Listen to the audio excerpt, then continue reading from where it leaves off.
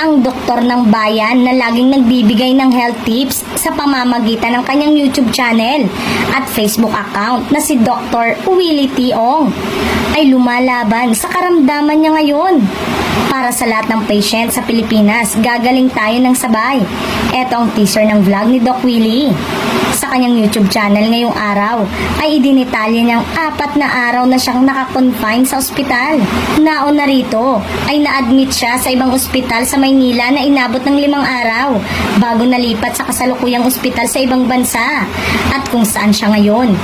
At dahil okay ang pakiramdam niya, kaya naisip niyang mag-update sa sitwasyon niya ngayon. Base sa detalye ng kwento ni Doc Willie sa panahon ng election 2022 ay okay naman siya, pero may mga nararamdaman daw siyang parang may madilim at mabigat sa katawan niya, at kahit ganito ay tuloy-tuloy pa rin ang medical mission charity works niya sa iba't ibang lugar. Napansin ko April 2023, medyo hirap na akong mag-medical mission.